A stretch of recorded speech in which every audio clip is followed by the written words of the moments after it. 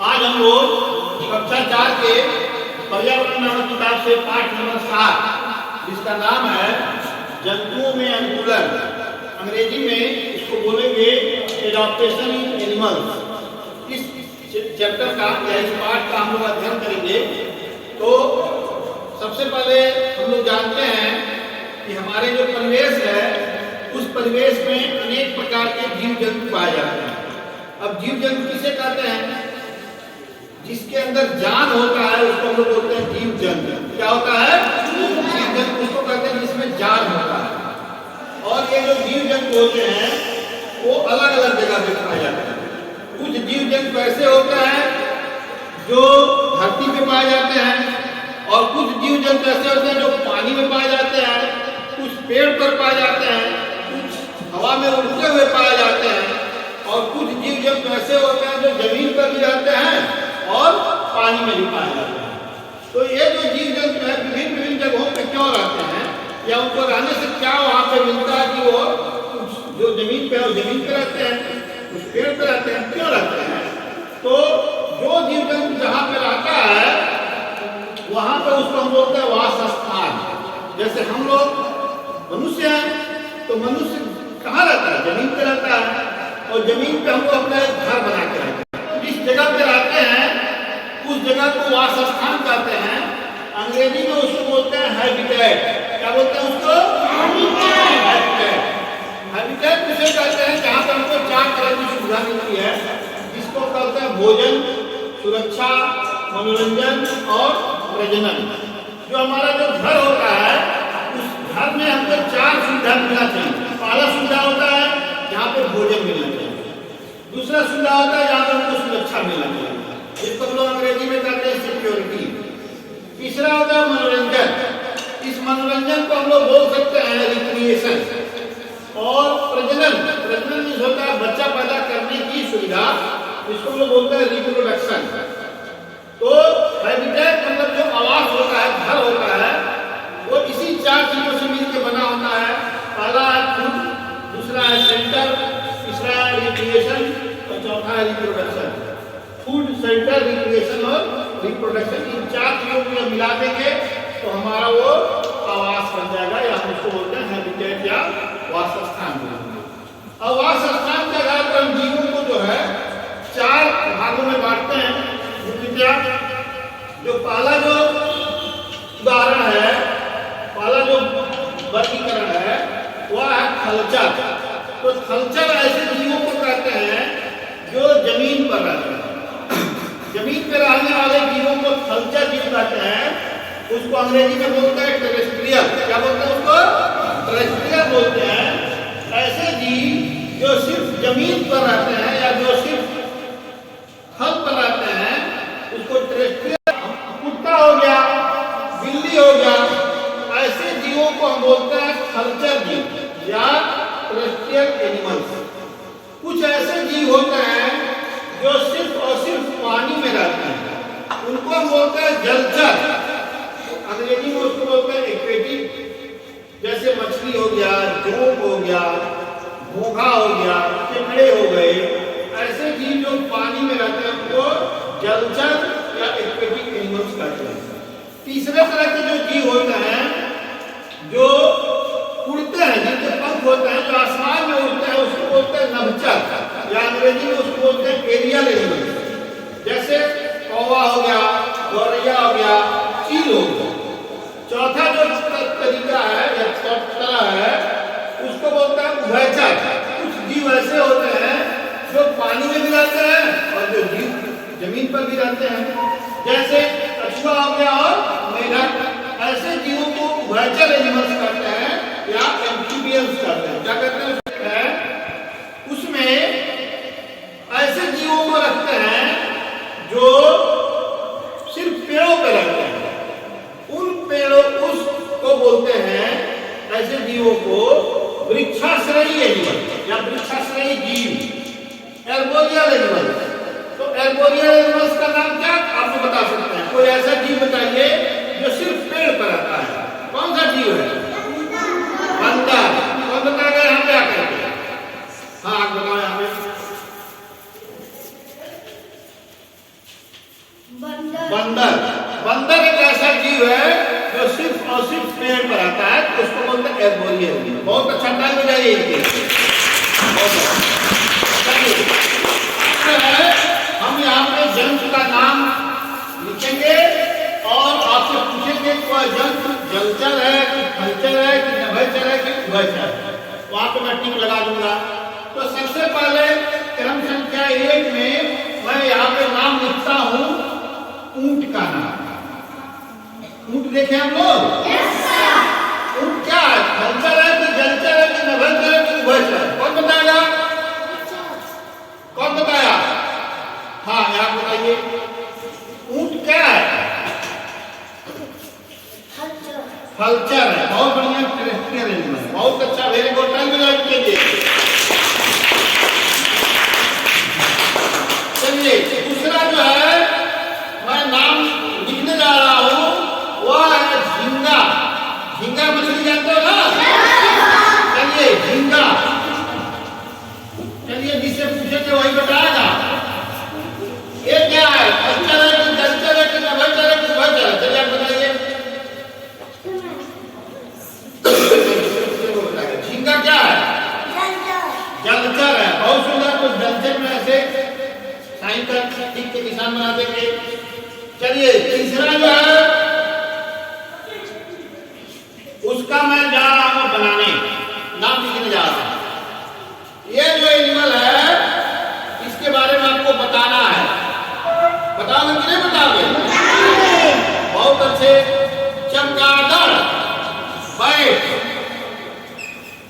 चमगादड़।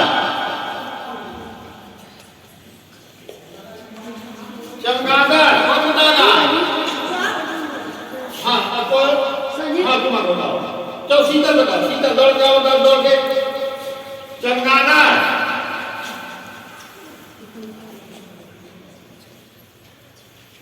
चमगादड़ क्या बताओ? नभचर। क्यों नभचर है? बहुत सुंदर, वेरी गुड। चलिए अब जो है मैं बताने जा रहा हूं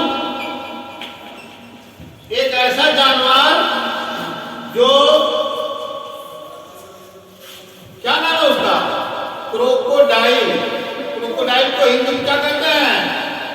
मगरमच्छ कहते हैं। बहुत सुंदर। मगरमच्छ।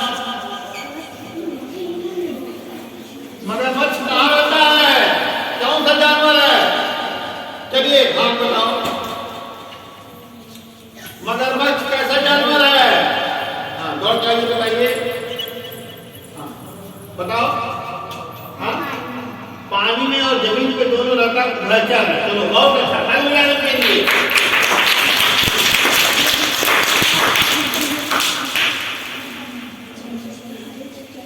अब एक ऐसा जानवर का नाम बताइए। बंदर। ये कहाँ रहता है? कौन बताएगा? हाँ बताओ। सुहेल। सुहेल लिया जल्दी आओ। सुहेल बताइए बंदर कहाँ रहता है? पेड़ पर। एक वृक्षाश्रयी जीव है। बहुत सुंदर।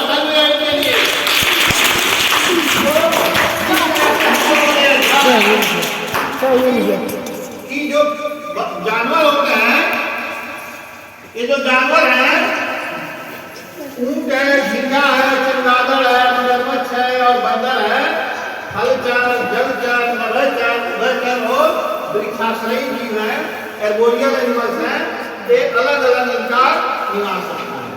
अब जो निवास स्थान है उस निवास स्थान में एक बात मैंने आपसे बताया है जिसका नाम है अनुकूलन, एडाप्टेशन।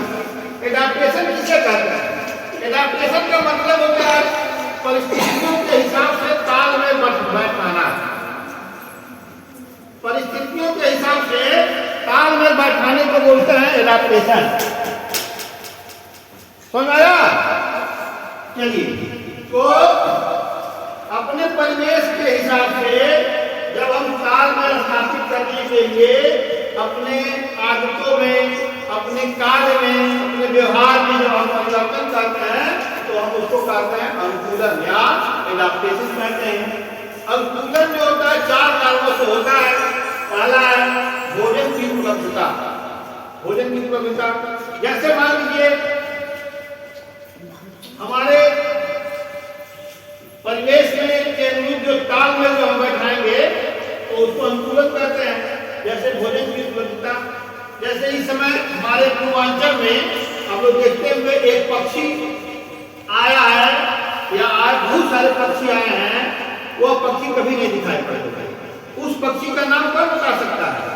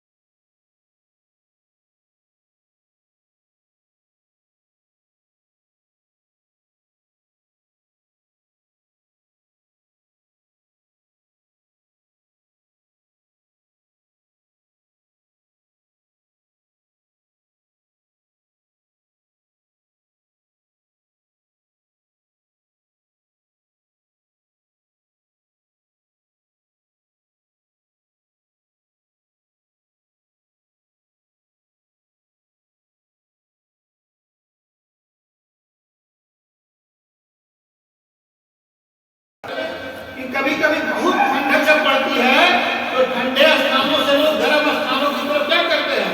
माइग्रेट कर जाते हैं या वहां से शिफ्ट कर जाते हैं। तो वह भी अनुकूलन का एक बड़ा कारण है।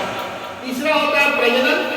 प्रजनन के बारे में हम समुद्र में अंडा नहीं देते हैं, तो जब उनको अंडा देने का समय आता है तो वो बहुत हजारों लाखों करोड़ों की संख्या में कछुए वहां से माइग्रेट करके चले जाते हैं और बालू में जाकर के अपना अंडा देते हैं और अंडा देकर पुनः वो क्या होते हैं?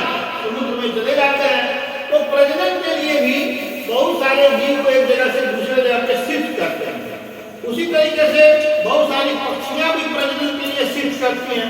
जैसे जो किड़वी पक्षी है जिसके बारे में अभी मैंने बताया आप लोगों को, यह जो पक्षी है यह भी प्रजनन के लिए ही साइबेरिया से हट करके और इंडिया आती है और यहाँ के जो गर्म मौसम है, गर्म माहौल है, इसमें अंडा देती है। जब अंडे बच्चे में परिवर्तित हो जाते हैं, उड़ने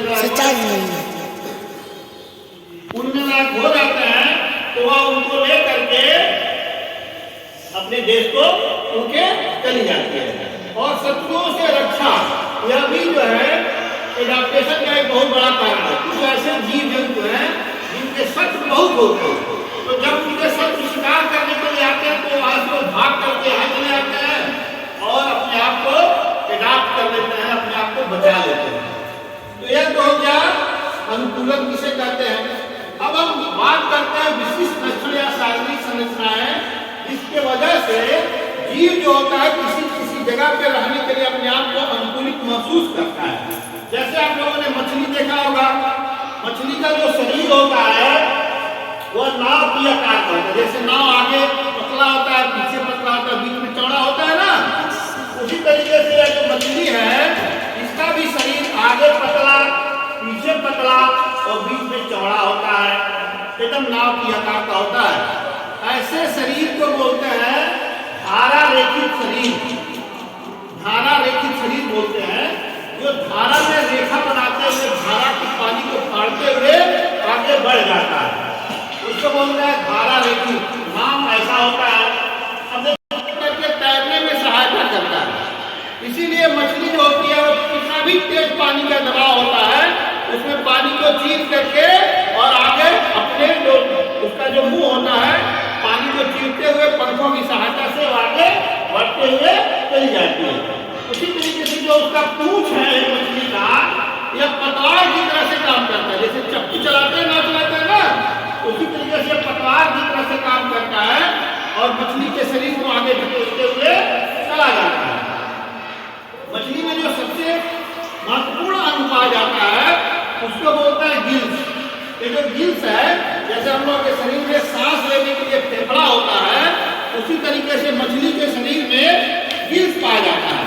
ये जो गिल्स है ये सांस लेने में मदद करता है।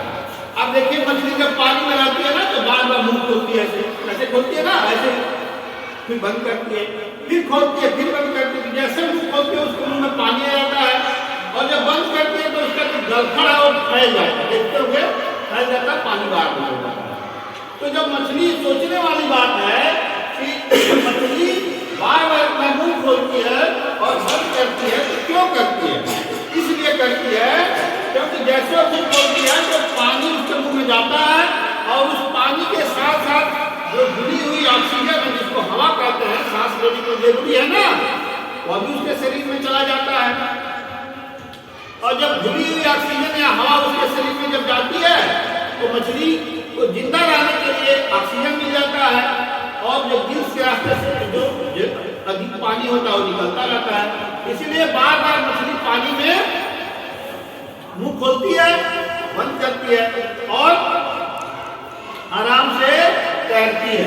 मछली की जो आंख होती है उसमें झिल्ली लगी होती है, उस झिल्ली के कारण उसके आंख में पानी नहीं जा पाता है, और वो पारदर्शी होता है, मतलब एक पार से दूसरे पार तक दिखाई पड़ता है, जिससे मछली आराम से पानी में देखते हुए दिन हो या रात हो चलती रहती है। मछली की आंखों में एक ल्यूमिनेसेंस होता है, एक चमकदार पदार्थ होता है, जिसकी वजह से मछली रात में भी देख सकती है। तो मैं नहीं सुनाया। तो इस तरह से हम लोग जाने कि कोई भी जो जीव जंतु है, जानवर है, वह कैसे अपने आप को अनुकूलन बनाए रखता है और कैसे जो है वह जिंदा रहता है। अब हम बात करेंगे बत्तख का। बत्तख किसने देखा है? बत्तख कहाँ रहता है? कौन बता